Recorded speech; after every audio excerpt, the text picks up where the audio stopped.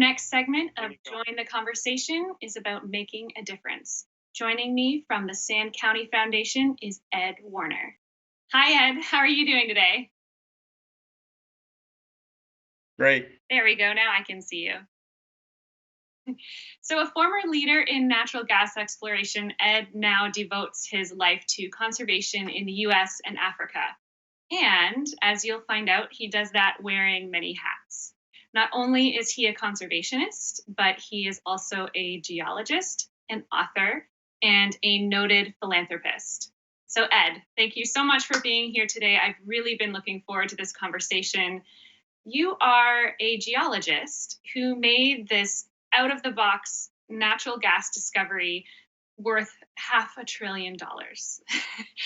So, why did a guy working in oil and gas retire and throw all of your time, your fortune, and your influence into the conservation of nature? Amy,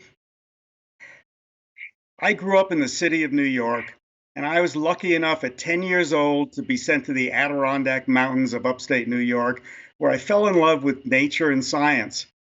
I could have become a botanist, but I became a geologist. I loved rocks and minerals and made a living in the oil and gas business. Uh, I worked on the prairies of Wyoming around drilling rigs. They're dangerous places.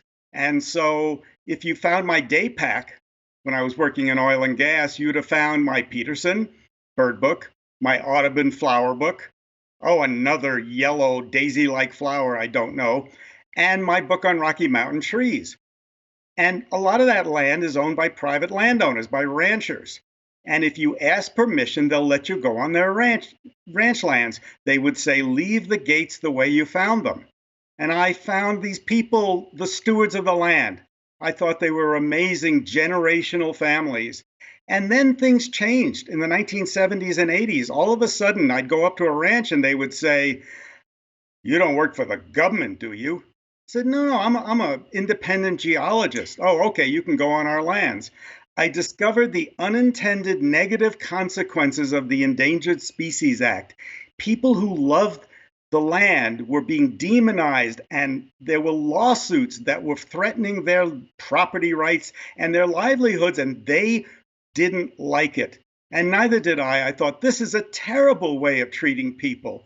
Cattle and ranchers living on the grasslands are not the enemy of the environment. And so, as you pointed out, all of a sudden, me and my two little clients, smallest businesses in existence, found this vast amount of natural gas. And what did I do? I retired. One of my partners bought 2 jets. Another partner bought 2 yachts. I plowed all of my money back into what I believed in, science education and private lands conservation. I discovered Aldo Leopold and the Sand County Foundation, and we worked on private lands conservation.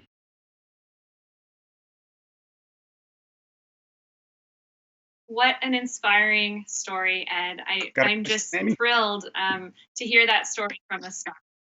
So you've now traveled the world, uniting communities and conservationists to make projects more effective. Could you share some examples of some of these collaborations and what really made them successful? In 3 minutes, I can share one example. In 2005, there was a lawsuit against the Greater Sage-Grouse, and I was at a meeting with a bunch of biologists, and I met a young woman biologist who worked for a bird conservancy. It's now called the Bird Conservancy of the Rockies. Tammy Vercauteren told me her story about going out into the sagebrush and shortgrass prairie of eastern Colorado, trying to convince ranchers to do some stewardship for a little ground nesting bird called the Mountain Plover. Now, the Mountain Plover does not live in the mountains, and even though it's a plover, it doesn't live on the shorelines. It lives on the dusty plains of eastern Colorado, and she convinced a rancher by the name of Russell Davis to do conservation that flew in the face of his normal cattle ranching.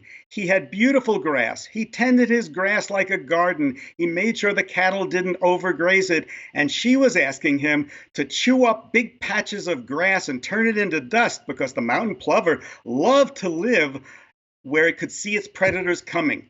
It didn't like to nest in the weeds. It liked to nest in open spots. And he did that, and he convinced many, many other ranchers to do this. And today, there's the Carville, Colorado Mountain Plover Festival every year where birders come from all over the world.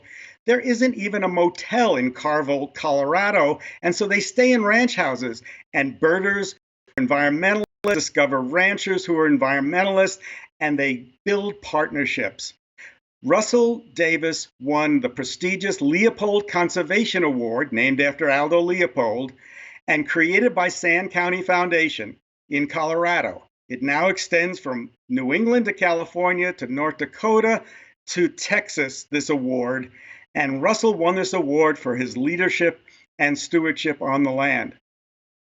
We learned that working together and partnering with people was a whole lot more successful than calling them, like I was called by the environmental movement, the enemy of the environment. Lawsuits have failed us. Working together is a much more successful strategy. I'd like to tell you that you can Google Sand County Foundation and the Bird Conservancy of the Rockies, and you can see the brilliant work that they're doing, working voluntarily with private landowners, creating cleaner water and educating kids and doing original science. These are two great small organizations, and I'm very, very proud to be associated now with both of them. That's such a wonderful story, and I couldn't agree more about the importance of working with scientists, collaborating with landowners. I mean, I really, truly feel that landowners are the future of conservation here in North America, and I'm thrilled that you've been so influential in that and helping to give these awards out to the people who deserve them the most. So thank you so much for joining us today. I wish I had 7 hours to chat about all of this with you.